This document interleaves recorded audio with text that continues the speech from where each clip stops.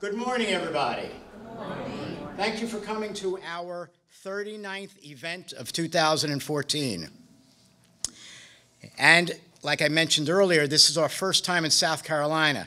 Again, we would love to be able to do more programs here. We were in Charlotte earlier this year. It feels like a year ago already after doing 39 programs, but it's not. It's still all part of this year. My name, for those that don't know, my name is Stuart Schlossman. I'm president and founder of MS Views and News. And for those that don't know, I too have multiple sclerosis. And it was when I was diagnosed and I could not find information that I wanted to make sure that everybody's going to be able to find was with what was not available years ago. So we started with a newsletter that started with just reaching 5 people in a small area and now reaches people in over 90 countries. And our database exceeds 30,000 at this point in time. So again, we want to thank you as part of being our database these days, and we hope that you learn from us in the future. For today's program, I want to thank Genzyme and Mallinckrodt for their dollars to help us do this program. I'd like to thank them. I hope you all do too. A little round of applause. Thank you. Without the dollars from the pharmaceutical industry, MS Views and News could not provide the types of programs we do. And we feel the need to provide these programs for, like I said, it's just that there are a lot of people that don't know what's available for them, and so we want to make sure these programs get to them. In addition to Genzyme and Mallinckrodt, we also want to thank our other sponsors that are out in the hallway today, as well as our support group leaders that are out here that help to provide the information of what we're doing, as well as our own staff and our volunteers that do for us all the time. Of course, we have for our agenda today is Dr. Mirlashvili. Did I say it right? Oh my God, I don't know if I did or I didn't, but we want to thank him for coming here today. And Jessica Thomas, she came in from all the way from High Point, North Carolina to talk with y'all. Okay, how's the energy in the room? Are you sure? Everyone just ate? Okay, I think we're getting coffee. I think I saw coffee being delivered. So if you need coffee, just make sure you tell someone, because I am recognizing that we have ate a lot. And I recognize sometimes with MS, we've been in here for a while, and we can get kind of tired, right? Yeah. Okay. So my name is Jessica Thomas. I am from High Point, North Carolina, and I am a MS specialist. I am an MS specialist in the mental health arena. So I'm a licensed clinical social worker, and I have been working specifically with patients living with MS now for about 8 years. I worked with the MS Society for about 5, and then I've been in private practice for about 3. So I know a lot about MS because I help people, and that's what I do all day long. But I also know about MS because I have it. I've been living with MS for 9 years, and I'll talk about it a little bit as I present. So if you have any questions, know that I will still have a question and answer session just like our doctor did, and you can feel free to ask any questions then, okay? And I'm going to play around with this, so it just might take a second to figure it out. So today I'm going to be talking about employment in MS, and I'm going to be talking about the impact on the family. So with employment with MS, I want to just ask the group, for those of you with living with multiple sclerosis, can you raise your hand if you are working right now? Okay, so I want to make sure I direct some of my presentation for you. And if some of you are on disability or no longer working, can you raise your hand? Only if you feel comfortable. Okay, good, because I want to definitely make sure I'm addressing some of my presentation to you. So we're going to talk about employment in MS. We're going to talk about the impact on the family and a variety of different things in each of those topics. So MS and employment. So how MS may interfere with work. MS is a pretty invisible disease sometimes, and it's a very visible disease sometimes. So ways that it can affect work could be cognitively. So it might be difficult to remember to do things. It might be hard to organize tasks. It might be hard to carry out functions that you're supposed to do. It may also interfere you physically. It might be hard to physically walk the distance that you need to for work. It may be hard to lift things. It may be hard to have balance. MS may definitely, and a lot of times, interfere your ability to work. And sometimes we need modifications to work, and then sometimes working is not the best thing for us. Managing MS symptoms on the job. This can be kind of tricky. There are ways that we can secretly manage some of our symptoms, and then there's ways that we can manage our symptoms by having our employer be on board with us too. And so managing our symptoms in a sneaky ways may be resting good at night, taking naps, making sure that we're reducing our stress, using to-do lists, trying to think of another one that would be really good to be sneaky. Maybe talking with our employer privately, our supervisor, and coming up with a strategy to work against, something that you have problems with. So if organizing tasks is one of them, or making decisions is one of them, finding a way that you can work on those. And then in the non-sneaky way, we're going to talk about the Affordable Care Act, not the Affordable Care Act, the American with Disability Act, and talk about other things that can help us manage our symptoms, also known as reasonable accommodations. To disclose or not to disclose, this is tricky. The Americans with Disability Act gives us the ability to have some protection, to have a disability, to have a disease with a disability that can cause physical disability, and give us some protection. I know some people are probably thinking, yeah, right, because their employer did not treat them well, their employer is not treating them well. The American with Disabilities Act is there to protect you. But it doesn't mean that everybody's employer does the right thing. And so I just want to shout that out, because I know I can say things and they can sound like rainbows and gumdrops, and in reality, your employer didn't do the right thing. There's two types of disclosure. There's partial disclosure and there's full disclosure. So with partial disclosure, you may say, to your employer, I have a neurological condition, and it impairs some of my ability to work sometimes. And that's all you say. That's partial. You just tell them a little bit. And then full disclosure would be, I was diagnosed with MS, and it does or does not affect my ability to do my job. But one of the important things about partial and full disclosure is that you can't untell. So sometimes partial disclosure is safe at first, and then we move into full disclosure. Now, there are also people like legal attorneys. There are other resources to look into if you need to talk with your employer. But the biggest thing to know is that you can't untell, but there are protections. You're not to be fired immediately after they find out that you have MS. And again, I know some people in the room might be thinking, well, I lost my job right after I was diagnosed, and that wasn't the way it was supposed to be.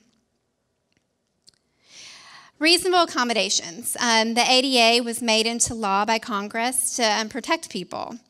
Reasonable accommodations, it's a positive solution to having you be able to do your job and your employer to accommodate your MS. So a couple of reasonable accommodations. So my husband and I, we have a small mental health practice in Greensboro, North Carolina. And I have a couple of reasonable accommodations there, and I'm just going to give you some examples. One is I have in my office, I have this futon thing that folds out to be a bed, because I take a lot of naps, and a lot of naps in the summer.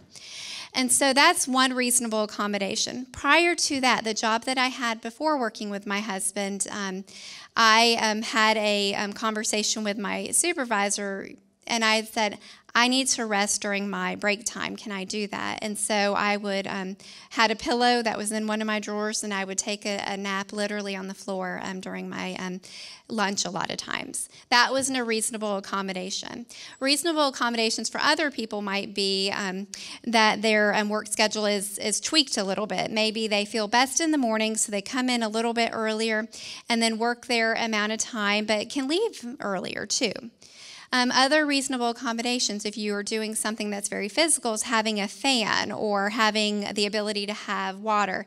Now, I don't know, have any of you ever done worked at Food Lion? A grocery store? Okay. I've done a very physical job like that where they don't allow you to have water or anything to drink while you're doing that job. And a reasonable accommodation would allow you to have something like that that would enable you to stay cooler, to have more energy to do your job. So the idea of the approach is that it's a win-win approach. That you come to your employer or you go to your employer and you say, I need help with this area of my job. It's pretty reasonable. Can you accommodate me by doing this so I can fully do my job?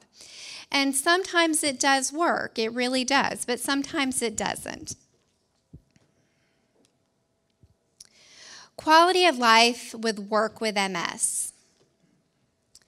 So for those of you that might be out there and work with MS, things to ask yourself really are, at the end of the day, what's left? Is it that you have time for your family, that you have enough energy, that you can do the things that you need to do? Or is all that you have left is that you feel like nothing? That at the end of the day, you have given work everything and you are utterly exhausted, physically, mentally, emotionally. That happens a lot of times, and that's one of the biggest reasons that people apply for disability. Can you enjoy things at home? You know, work is about working. You know, we want to feel positive about what we're doing. A lot of times we gain more positive things than negative things by working. But sometimes work can take everything from us, and then we can't even enjoy the things that we have at home. Work is about, at least I think, and with the clients that I work with, about feeling good, feeling productive, but at the same time, working to live, not living to work. So when I have conversations with people that have MS, a lot of times we try to delve that out because it can be a little bit confusing. We want to make sure we have time and energy for other things besides just working. Disability, should I apply, should I not? This is a conversation I have with clients all the time. Can reasonable accommodations help my situation? Sometimes they can, and sometimes they can't. And if they can, maybe we should try using them. What is my quality of life like after work? Like the other slide I had, do I have time left for my family? Can I enjoy things? Or am I just really living to work at this point? Is there another job that I can do in my field that would be more positive and supportive to my MS? Would it be if you have a job where you're a case manager or you're a social worker, in my field where you could be out in the community and out and about a lot, that you change to more of a desk-based job? So is there another type of job that I can do that would fit? Looking at all the aspects of MS and how your MS may impact your work environment and daily living. So one of the things that I do with clients that are thinking about working or thinking about not working anymore is looking at how does MS affect you cognitively in your role at work. And I have them list out every aspect that MS affects their ability to do work cognitively. And then we go to physically. And we list out everything. Then we go to emotionally. And then we go to fatigue, which is really hard because people don't see fatigue. And we have them list out everything. And then in their daily life, I have them go, how does MS affect them in their daily living cognitively, physically, emotionally, and fatigue? And if I let them be really, really honest, sometimes we can look at that list and see, Okay, maybe it is time to apply for disability. And I say that, but I want to recognize work, it can be a really positive thing. We feel good when we're doing something. We feel good when we're working. We feel good when we're contributing. So sometimes work can be a positive thing. So if work is not in the cards, but we still want to be able to do other things and still feel like we're doing things in the community, we're being productive, still getting some of those intrinsic values that we get from work, then I usually work with clients to volunteer, to find something else to do, maybe lead a support group, or maybe volunteer with an organization that you have always wanted to volunteer with. Something to help keep you busy and purpose, because we need to feel busy and we need to have purpose. We just don't need to be exhausted. And even if you're not ready to apply for disability, I urge you to know your disability rights, to know your disability benefits, and to know your disability rights. So for your benefits specifically, find out if you have a short-term disability plan. Find out if you have a long-term disability plan. Find out all the benefits that you have so you know what you're working with. So when the time comes to make a decision, you know what your benefits are, because the disability, applying for it can be very stressful. Applying for disability. This is one of the most vulnerable times that I have with patients that I work with. Emotionally, it's so difficult because they have already went through this space of, I really want to work, but I really can't work, and now I'm going to make this really tough decision to apply for disability. And the tough thing is a lot of times it's not approved right away. So they did all that emotional work, and it's not approved the first time. Cognitively, maybe by the time that disability or the Social Security Disability Administration approves your claim, that it's been so many years. So you've went through, well, maybe I should be working. Maybe this is something I should be doing because the Social Security Administration says that I don't qualify for disability. Does this resonate with anyone that's applied for disability? Okay. And financially vulnerable, because we are going through a period of time where we may not have good disability benefits. We may be at a place where we're depending solely on Social Security disability or even Social Security income, and we have not been approved yet. So financially, it's a very, very vulnerable time. I always say it's the mind game time, because it's when you start to play games with yourself. You know, should I have done this? Should I have not have done it? A lot of times I urge patients to remember that list that we worked on, where they see how MS has impacted every part of their life and all the work that we did to make a decision to apply for disability. So that way we could see that we applied for it for a reason, that MS is affecting our ability to work. So I'm going to switch topics here. I'm going to ask about energy. Energy? Is it a high, low, medium? Okay. So we're going to talk about impact on the family. And I wish I had some exercises for you guys to do, because I just see the energy's a little bit low right now. This is a thing that's near and dear to my heart. So MS and my family. This is just a couple pictures of my family. I have a husband. I've been married for 10 years, and I have a son who is 7 years old. And I was diagnosed with MS when I was in my mid-20s. I was about 26. I just got into graduate school, and I was in the peak of my life, and I was excited and happy. And I won't go through my whole MS story. It's kind of long, but I got MS symptoms and was diagnosed. My family addresses MS as we all have it. And I'm going to challenge you guys to do that too.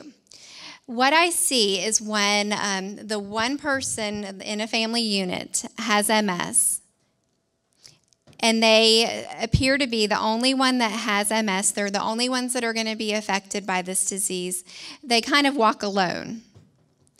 But when you have a family, and if you can look at your family as it's a family affair, that everyone in your family has MS. Not literally, but they have some of the burdens of the disease, that you tend to work together and to move forward a little bit better with MS. So I want you to think about, in your family unit, is it possible for you guys to have MS all together? Now, where this can be really important is when you're, with your caregiver, when you're talking with your children, for them all to know that we're sort of in this together. Okay, physical impact on the family. So MS can have, interruptions in the family's life, and physical is one of them. Due to individual limitations, your family might not be able to engage in the same type of, activities that other families can do. You tend to be a little bit less spontaneous sometimes, and fatigue kind of interacts with you.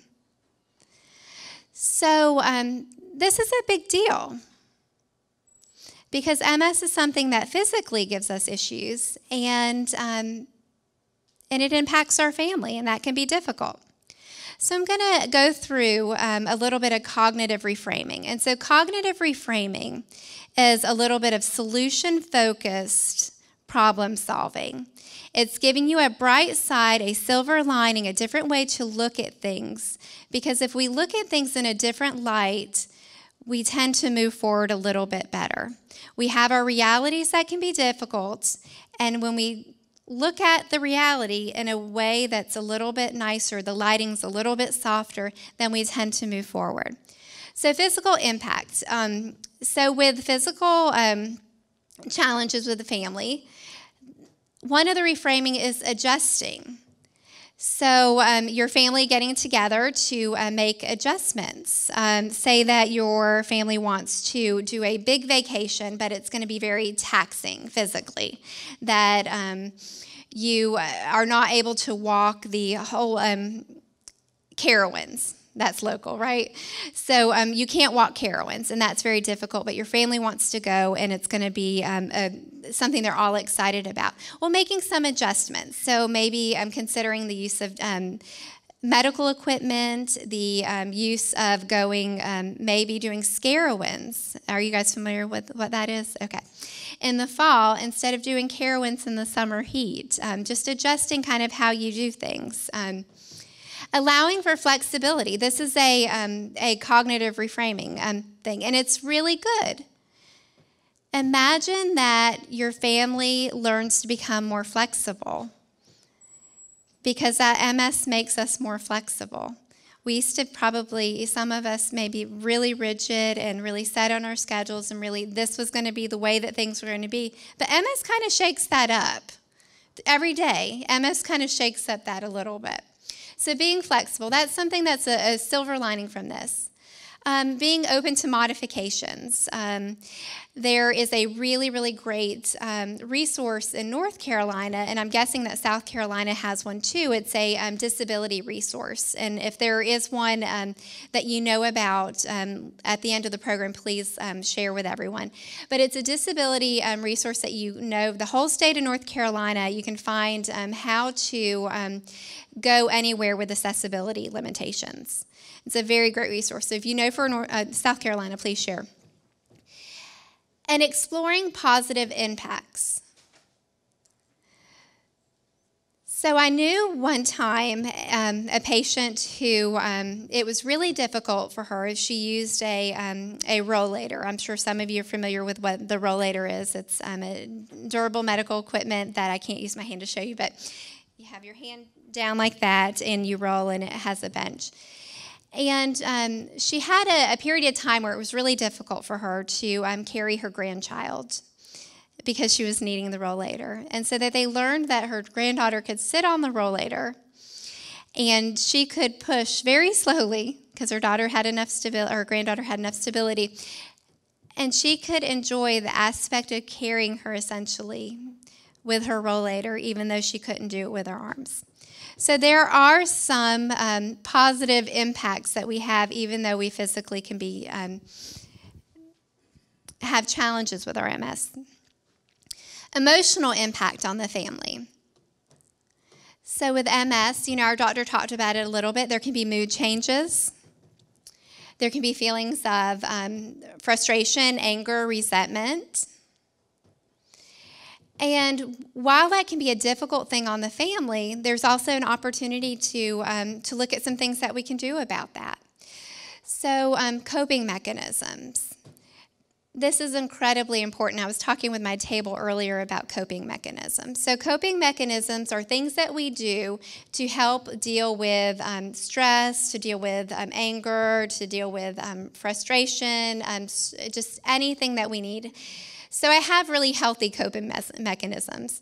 And my healthy ones are I like to walk and I like to run, and that's all great and sunshine. And then I have some unhealthy ones that I like to eat candy. A whole lot of candy. So I have some unhealthy and I have some healthy coping mechanisms. But individually, it is really good for you to develop coping mechanisms. So if you're feeling very stressed out, if you're feeling very angry, if you're having a difficult time, think of things that you can do that make things feel a little bit lighter, that make them a little bit better. And I challenge you to do that. Exploring positive changes. Sometimes with MS, we can focus and hone in on difficult things that are happening in our lives and the hard things, because they are hard things. They're not easy things. The real truth is that they are hard. But looking at some of the positive part of it, and if you can highlight the positive, then that will help a little bit too with the emotional side. That I've met many people that they're not able to do one thing, but because they're able to do this other thing they can identify, that they can see some light through this. And then there's medications to help manage mood changes. The doctor talked a little bit about medications. He also actually mentioned coping mechanisms. And so medications are usually the last result. So when I have a client that comes in and they have some mood changes, they've maybe been newly diagnosed, or they have a new relapse, or their disease is just progressing pretty rapidly, they naturally have mood changes, because those are big, hard things. And we will look at talking them out. We'll look at coping mechanisms, and we'll try coping mechanisms. And if those don't work, I'm going to refer them back to their primary care physician or their neurologist, because I think that they may need a medication evaluation in addition to the work that I will do with them. Going to counseling, too, is a really great thing. If you are feeling heavy, if you're feeling like you want to move forward but you can't quite do that, then being able to talk with a counselor is very important and can be very helpful. Financial impact on the family. So this is a pretty big deal. Finances are, I told a friend once, I hate money because money is tough, and money complicates everything, right? And it'd be easier if we weren't limited on money, but the reality is that we are a lot of times limited on income. So the financial impact that you see on the family with income a lot of times is that there's a loss of income, or it's limited income. We might be on short-term disability for a little bit and have a loss of one income, or just a really, really reduced salary. Or we might have a loss of a job. And that happens a lot in this MS community as well. And then the stress of the finances. When we're worried about money, it seems like that can kind of take over everything. So I want to give you some tools for this, but I also want to recognize that money is not... It's hard to talk positive about something that is very limited at sometimes. I'm going to say the reality of, a lot of people is that they're on a fixed income. I do work with a pretty big MS population, but my other population I work with is, money and resources are very tight. So kind of normalizing that within yourself, that that money is really tight within, this community specifically, but then also with others. Learning to live within your means. I'm not saying this in a condescending way. I'm not saying it in a mean way at all. I think we all could do better at this, including myself. And it's not easy. And especially when you're living on Social Security disability, it is not easy. It's almost impossible, and I recognize this. There are a lot of local organizations that have consumer credit counseling, and I would highly recommend to go to one of them and just talk with them. This is these are my means. This is my budget. How can I do this? And if I can't do this within this budget, are there any community resources that can help me? And a lot of times you will find there financial crisis counseling, consumer credit counseling, and they'll also have general counseling too. And so, and if you see a social worker, they'll probably be able to help guide you into some community resources. This is a stressful time. Financial impact is huge. But what I can tell you is for the MS community, there's a great amount of patient assistance programs, financial resources. There's many organizations for MS that are there to help people. So accessing those, learning those. So another impact on the family is specific to the caregiver, care partner, spouse. There's definitely different ways that you can, the language for calling a loved one that helps out. But do I have any care partners here? Okay, I have a couple. I have a very few. So with it is when you're married and you have MS. If you were diagnosed with MS after you're married, like I was, sometimes your spouse slowly becomes your caregiver. And then sometimes when you become married after your MS, you kind of marry into your spouse who still becomes your caregiver in some ways. So this is a transition to a caregiver can be a very easy thing because it might fit, but it also can be a very difficult thing.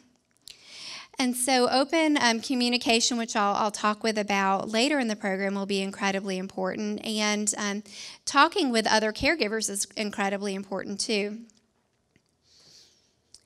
There's different types of caregiving relationships. The best ones that I see are the ones that are built on a marriage first or relationship first. And when I say caregiver, I'm also going to put a mother-daughter relationship first, a brother-sister relationship first. Whatever the relationship is, that it is that first.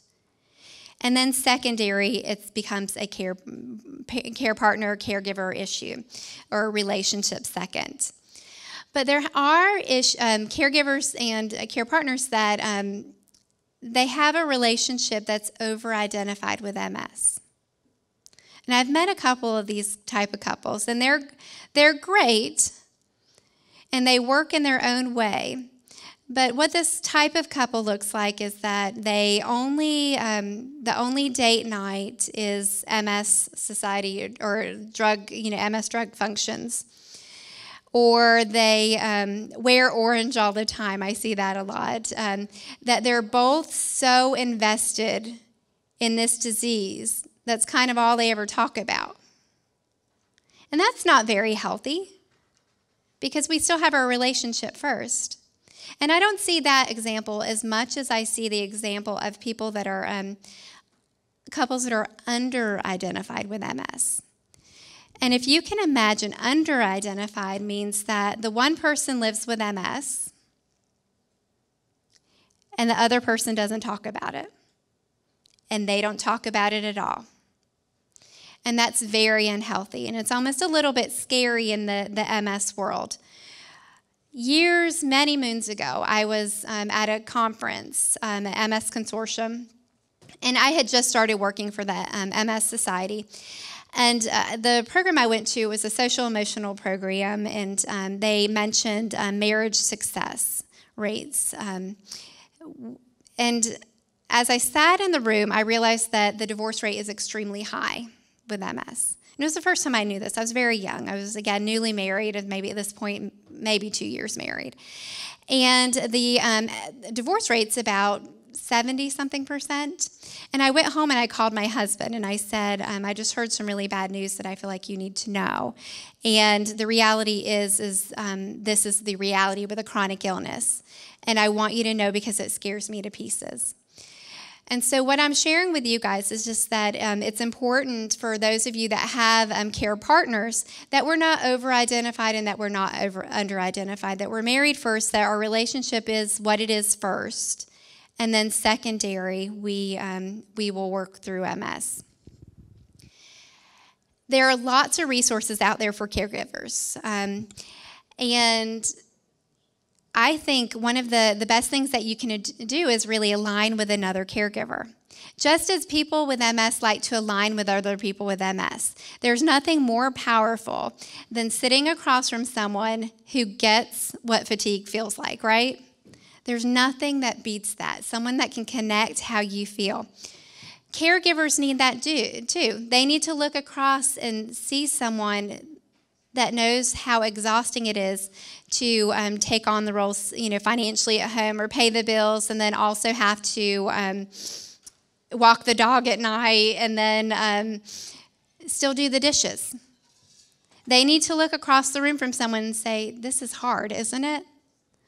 So I encourage you, if you do not have a care partner that's here, if you don't have a spouse that's here, that you just encourage them to connect with another spouse that has a partner with MS or another caregiver, because connections is what we need. We need to connect with people that understand.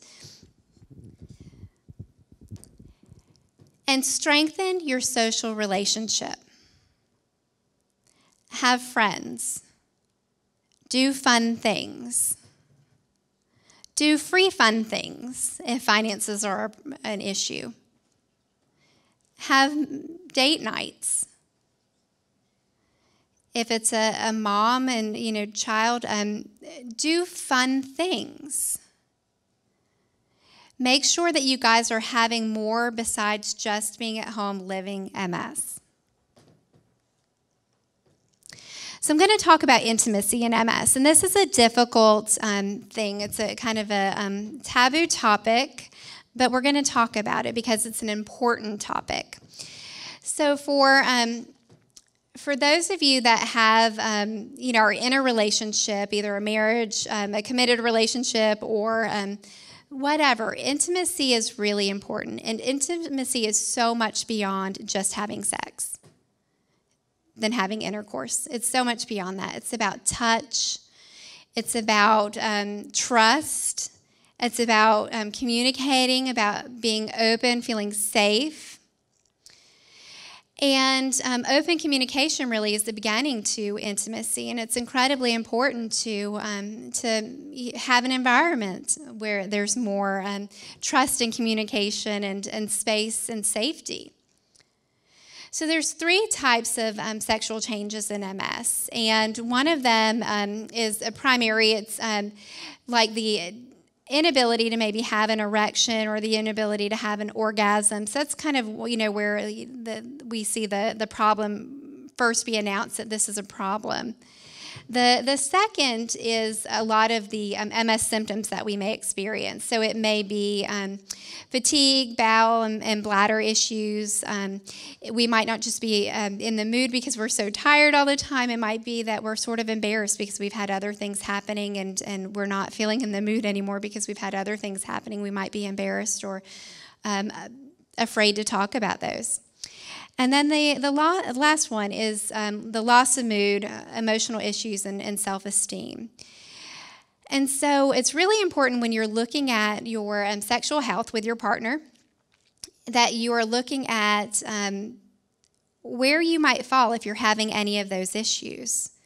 And how may you get help for them? If it's a primary issue, you might seek help from your medical doctor because there may be a medication that helps. If it's secondary, same with that. And the third, you may talk with a counselor even because you might want to talk about ways to communicate. Because by the time that we get to like self-esteem issues and emotional issues, we need to do some repair to build those back up a little bit. But intimacy is very, very important. We don't talk about it a whole lot, but we need to have intimacy. We need to be able to look at our partner and trust them and feel safe and secure. And it's, again, not all about sex and having intercourse. It's not. So resources for intimacy, talking with your partner. Very important. You're going to hear me say communication a whole bunch of times because communicating is very, very important. Increasing other types of intimacy.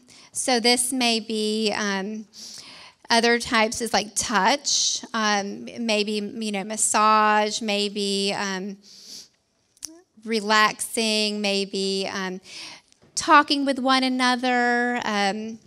Could be also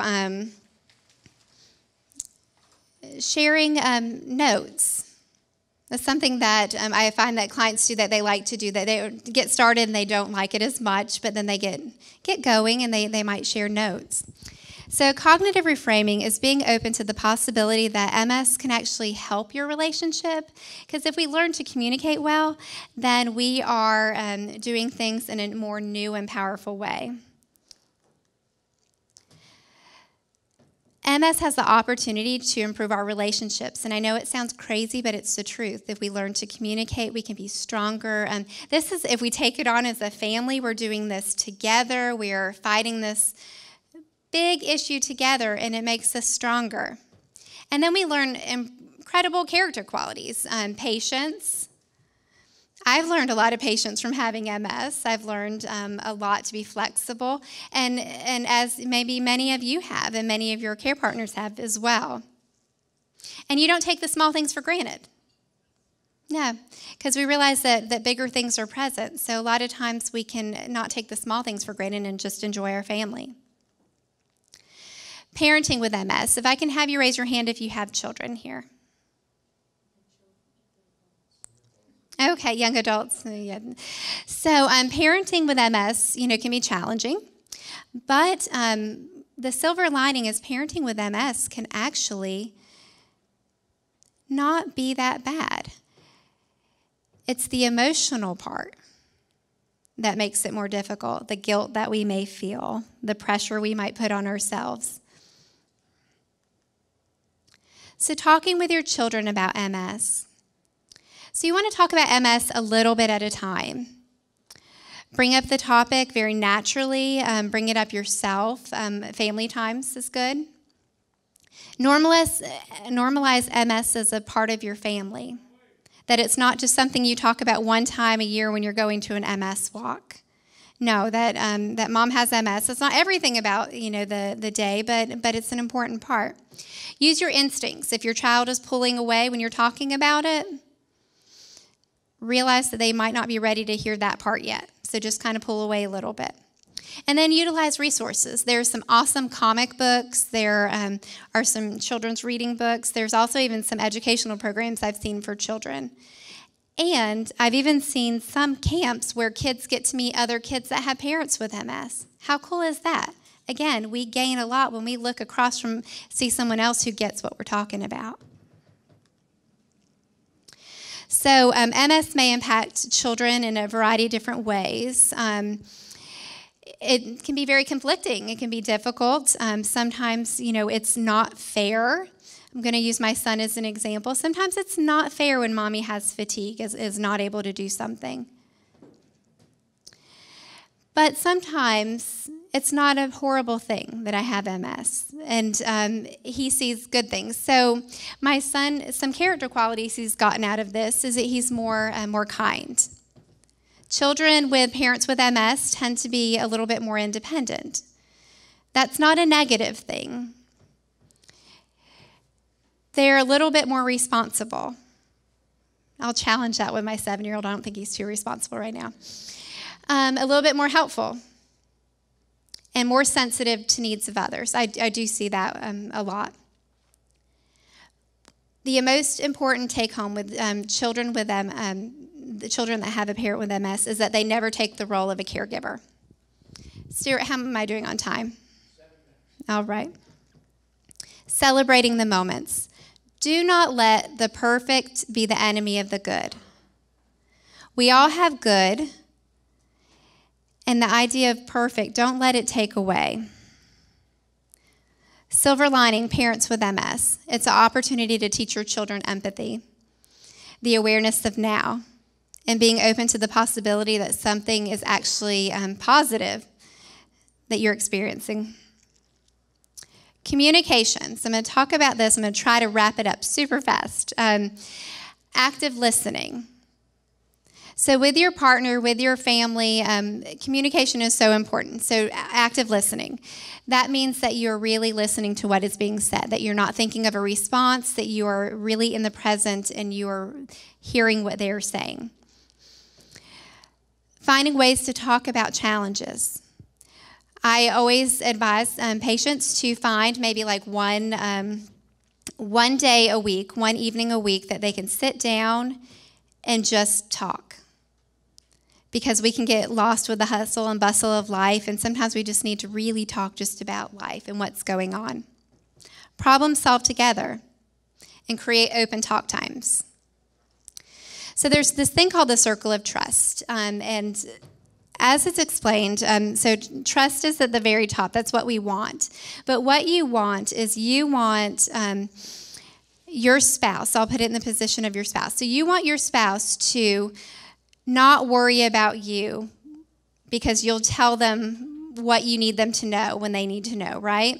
A lot of times we do unnecessary worry, that maybe our spouse will worry that we're too tired to do such and such, and then they're just worrying about that, and then you worry because they're worrying. So what we want is you want an agreement with your spouse that if they're worried, they're going to communicate it to you, but you give them permission to not be worried, because when something is going on, you will communicate it, because a lot of times we can hide things too. We're sneaky. And so if we can communicate what is going on when it's going on, then our partner knows to not be worried about it. And then we can actually get trust. There's no stress. There's communication that's received and understood, and there's no sense of anxiety and worry that's not needed. So you can implement the circle of trust with talking with your friends, with your coworkers, your spouse, and children. I'm not going to go through examples, but you can definitely do that. And communication works for those who work at it. Communication is not easy. I wish it was, but I even have to practice at it myself with my own family and my own people I work with and everything. You get better when you practice at it. So I am finished, and I think for once I finished right on time, and thank you very much. So thank you, Jessica. That was very nice. Now, what we're going to do here is we're going to have two people running around the room, because you guys wore me out the first time. All right? So I had to bring my cousin Jane in because she's a sprinter, right? And she's going to run around the room on one side of the room, and I'm going to do the other side of the room. And then after a few minutes, maybe, it'll only be Jane, because my legs are killing me. Like I said, I too have MS, and I am feeling this, okay? So we're going to go around. Again, please, just raise your hand. There is no way for us to know if we're missing you unless your hand is raised. There's no way for us to find you unless we know your hand is raised. Okay, Jane's going to get the first one. From the back of the room. There you go. Okay. Go. Hi. I'm ready. Hey, y'all. Hey, y'all. Just kidding. My wife has been diagnosed with MS a couple of years. Excuse me, my voice. But she lost her job right after she was diagnosed. Her boss sent her a text and said he could no longer use her. I've talked to her a couple times about applying for disability, because she works at a desk now in an office, and they're very flexible with her. However, she comes home and all she wants to do is sleep, and I understand that. At what point do you decide to go to your neurologist and ask them about disability benefits? So I would advise you to, do you remember when I was talking about the specific slide where you list kind of how MS impairs you cognitively, physically, Yes. Mentally, just with fatigue in every separate way. And this slide will be available online, I think, through MS Views and News during the presentation. You can watch it online. Go to that slide and you can list out how MS affects you. You can also use a resource. There's a disability guidebook through the National MS Society, and that disability guidebook has the worksheets at the end of it too that I'm talking about, and you can go through through each of those. And that's usually a good sign to kind of decide if you're ready or not, because you can see how MS is affecting you during the day or not. But if we are really tired at the day and we have nothing left, and we have given everything that we have to work, a lot of times in itself that's a pretty big sign. Well, that's what she's doing. She's going to work, and it's wearing her out. She's coming home, and takes a nap. And me and my daughter kind of cook dinner and help out because she's so tired. But like I said, mentally she's not ready. Yeah. Physically, I think that it's coming to the point to where she's going to have to make that decision to investigate and try to find out when and if she qualifies. Mentally, not being ready is okay, and if you shall decide not to work, there are a lot of other things that you can do. It's a very difficult decision, and I'll be thinking about you as you make that decision. I know it's tough. Thank you very much. Excuse me 1 minute. Somebody has a cell phone ringing in the room? Oh, it's a wall phone. Wow. I got to sue the hotel. Back here, please. Hi, I have two questions. My first question is dealing with actually returning to school, being on disability and considering returning to school. I know that you were speaking about employment-related questions, but this question is more geared towards returning to school. I was wondering exactly what type of reasonable accommodations would someone suggest or ask about if deciding to return to school. I know that there are like disability counselors available at most schools, and what type of reasonable accommodations would one ask to return to school? Okay, that's a good question. I have a couple patients that are full-time students. In addition to when I was diagnosed, I was in graduate school, and I had to use some reasonable accommodations for myself at that time. Utilizing the disability counselor at your school is a really good idea to research who they are, get to know them, become their friend. Also know that you may or may not need accommodations depending on how your MS is affecting you. So reasonable accommodations for me at the time that I was diagnosed was I was having trouble writing because my dexterity and I had some weakness in my arm. And so my reasonable accommodation was to get slides from my professors. I tried very hard to minimize what I needed because you're going to still need to do all the work that you do. And the clients that I have that are in school full-time now still have to do all the work that's required. But they do have reasonable accommodations like use of Dragon software instead of, typing, just freely. And that's one client that has tremors. And trying to think if there's another one, a tutor. The other one has a tutor that helps to take notes in class.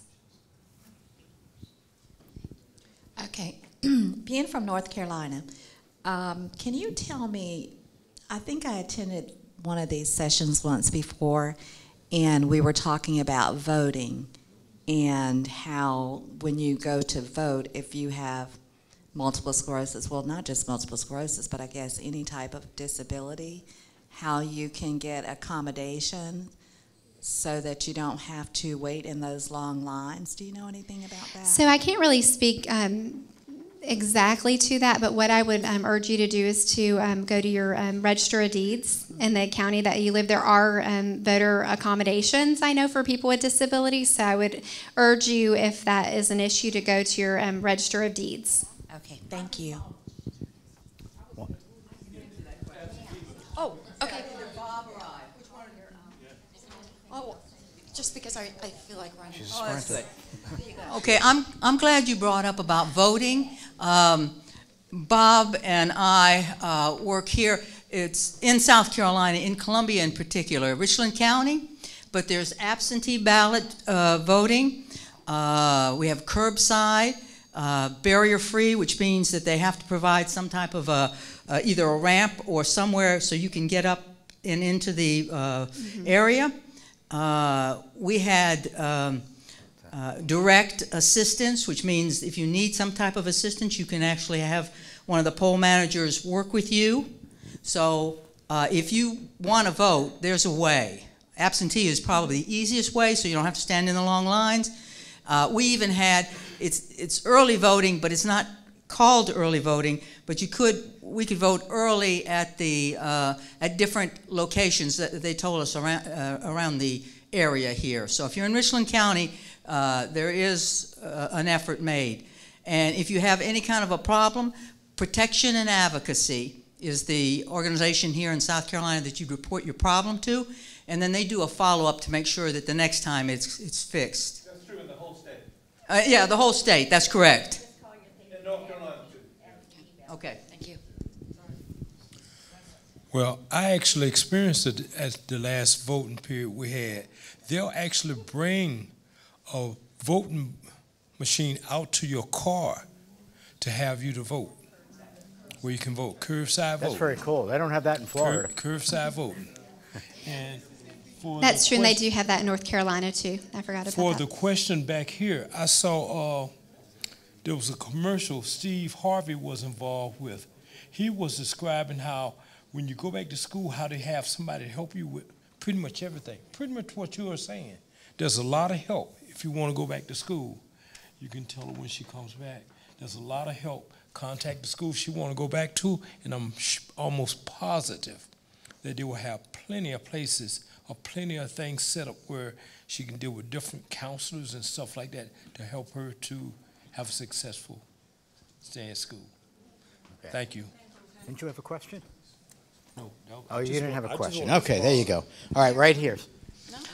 I have a basic long-term disability insurance through my employer, and so I applied last week for supplemental. And the second question was, have you ever been diagnosed with MS? So I'm afraid I'll be denied that coverage. Is there any resource for me to be able to look up to see where I could get something if I am denied that way? It's really tough. There's not many supplemental, if any, supplemental that disability programs unless it's through a group employer. This is from my experience, my knowledge, but I would possibly advise you to speak with an insurance agent, and if there is any policy that will take somebody for supplemental disability insurance, they would help be able to lead you to that. But it's a very difficult thing, but from what I know of, it's not any available. Okay, next questions. I have terrible mood swings where I get really, really angry and then blow up. I'm not as bad as I used to be, but it was really bad. And then I have high and lows too, where I feel really good for myself and then really bad that way too. But the mood swings were really affecting my family, but I got that more or less under control. I had to do something because I was making everybody miserable. And I was just, that is a MS kind of thing, I hope, isn't it? So the doctor talked a little bit about mood and how that affects MS, and there's mood changes that are definitely related to MS because you have MS, and that's a sad, hard thing. And then there organically can be some some lesions like you talked about that that can affect mood as well. Okay, all right. Wait, we need microphones. Stuart, I have someone back here. Yeah, go for it. Okay, go. Him first. This question, I've heard some horror stories about people actually applying where they're rejected for benefits. With everybody protesting for somebody sneezing on them, how come there's not any groups that's actually protesting for disability patients that need this to survive? It seems like to me somebody needs to step up to the plate, all of us, and try to get something done where this gentleman's not denied 2 or 3 times. There's no point in it. If I can speak to that, there's a couple of advocacy initiatives. I don't know any specific for MS, but we do see for other disease groups like ALS, for instance, that they apply for Social Security disability and it's quickly approved. And there may be an advocacy opportunity in the future, but right now I can't tell you about a specific one. She was speaking about mood swings a few minutes ago. I hate to do this because y'all gonna say he's a faker. I'm not a faker. It's the fact that we all with MS go through mood swings. And see, if you take your family or loved ones to a support group, it's many other people like me that won't mind admitting that. And, you know, that's a part of MS. That's a part of MS. Do you live in Columbia? No, I live in Oh, I'm sorry. Because if you was in Columbia, you could come to mine, and I'll tell them. No, she come to mine. All right, hang on, everybody. I got to go find our guest, and Jane here is going to run around the room, the whole room, all right? Make sure you give her a good running, all right? Please raise your hands after each question, and Jane's going to make sure she's got the mic up to you. But she's starting over there right now. Over here. Hey, Thank you. don't make me come back in a different suit and say all that you're not, letting her do her job here. So, as I kind of mentioned earlier, this is pretty fresh for me, so it's overwhelming. I've inundated myself with talking to people, being a sponge, researching. It's really hard because I have a great family and friend support system that want to know everything, and they're calling me and texting me, and did you see this? Did you read this? And it's overwhelming enough. So how do I respectfully say, let me come to you, or let me do this first? You know, I had 10 people that wanted to come today, and I said, let me do it myself. Yeah. So how do you balance that without pushing them away to the point where they're like, I don't want to talk.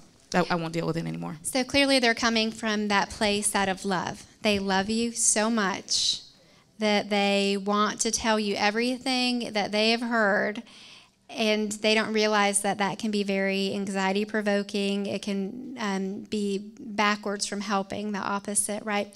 So my answer is going to be to communicate with them. And I think one good way to communicate would be, I know that you love me so much and that you care for me, and you're probably even scared for me. And I'm worried right now too, and I'm just navigating this MS maze. It takes the first 3 years, by the way, to be newly diagnosed with MS. Usually after the first 3 years, then you kind of graduate out of the newly diagnosed state. And tell them that you're getting all the information that you need from the sources that you need, that you want them to relax and to love you and to just spend time with you. But communicate. Yeah. Okay. Hi. I know we all have different symptoms in MS, but a lot of us are kind of ticked off that you actually can run around. And we can't run around. You said when you try to get relaxed, you run. Do you run? You actually run? So use run loosely. So I walk and I run very slow.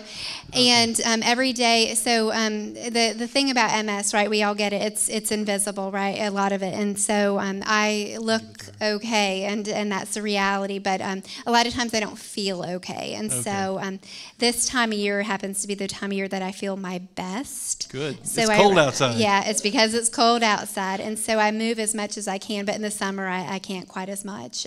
But running is a very loose term for what I do. Let me change it to another thing. I've been turned down for the disability once, and I was talking with this girl next to me here who's the mood swings, who's already yelled at me 3 times. But she mentioned that it's not fair that if we do disability by ourselves, it's almost assured we're not going to get approved. But if we do it with the lawyer, we get approved every time. Now the lawyers, they don't charge you. They get some of the money out of you for your disability. But with the lawyers, you're really almost assured of getting approved. As a social worker, I can tell you, I've worked with hundreds of people with MS at this point. Even with an attorney, you usually are denied the first time. I've only seen 2 cases. The reason I'm going for the second time because I know that I'm probably the oldest one in the room at 66, and you can only apply for disability through 66. So I'm on my last leg, kind of speak.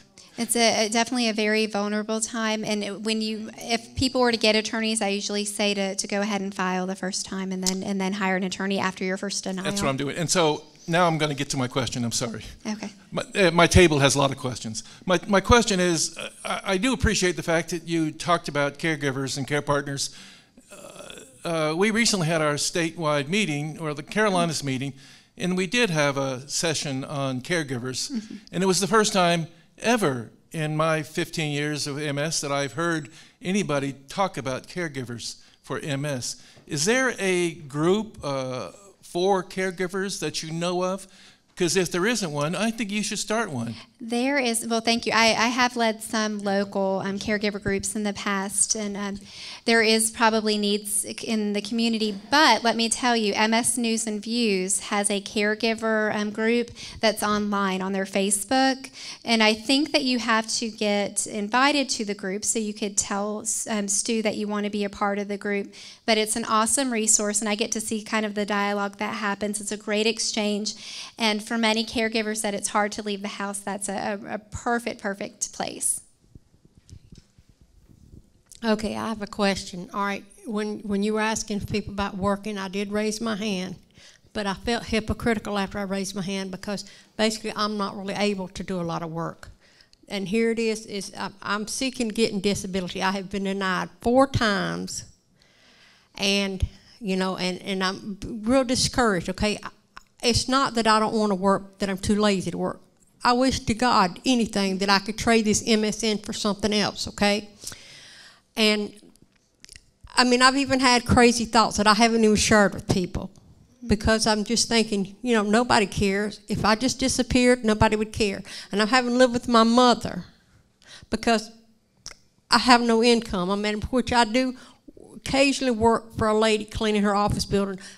They really like me a lot, and so, I mean, it's just hard to say that. I mean, it's just really hard that here I've heard people say that this person got it and all they applied for is that they had anxiety attacks. And I said, my God, I would give anything if it was just anxiety attacks. But I want to work. I want to do something, but I can't make anybody do anything. And I did get an attorney, but all the attorney does wants to call and ask, how am I feeling? Well, you feel like saying, I'm not feeling any better than I was 3 months ago when you called me. So the reality is, so you just spoke to, again, applying for disability with MS is one of the most vulnerable times that we have. It's a very difficult time. And many of us on disability, if not all of us, would challenge to say that we would rather be working. We would rather not have MS. We'd rather, you know, be able to do the things that we do. So thank you for sharing that. That's sort of the heart of this. But I would recommend when you feel very heavy and it's very sad to go see a counselor, because sometimes being just vulnerable is not okay. We need to see a counselor too. Okay, well, see, I'm not even on any medication, none whatsoever, okay? And I can't afford to go see a counselor, okay? And so that's just really kind of hard. There are counselors with sliding scale fees and indigent-based where you can see a counselor for free for no service in most communities. Okay, thank you. You're welcome. And I just wanted to say real quick, I know when I live in Charlotte, and we have, through the Jewish community, Jewish Family Services, where they help us, they helped me find a job. Mm-hmm. They referred me to doctors. They have a sliding scale. They have financial help. So if you reach out to your community, to your churches, they help also. And if you don't have any money, they can refer you to someone who can help. And United Way usually is a good starting organization to find out the resources for people. Well, I guess I must be this exception because I applied on February 18th. And I went to the, had my doctor's notes and everything as part of the application because I've been going for since 2 years with the doctor and getting diagnosed and whatever on a medication. So I applied February 18th. I went to what looked like a quack doctor that the state sent me to because when I showed up at the doctor's office, his nurse said, "Oh, I'm sorry, he's not here because he's out getting coffee." So then when I went into the office, I noticed, no charts, the normal stuff, half the tiles missing, big hole in the examination table, no white paper, all that kind of stuff. Oh, and the blood pressure cup was it didn't have a battery, so she couldn't take my blood pressure. So I thought I was in third world country. But he came, he asked the the normal question you think he would ask. And long story short, I went to him March 27th. I got the letter on the Saturday before Easter that I was approved. That's so very everybody's got a different story. Yeah, absolutely. Yeah. Yeah, add it. Yeah. They told me to go to them. I didn't choose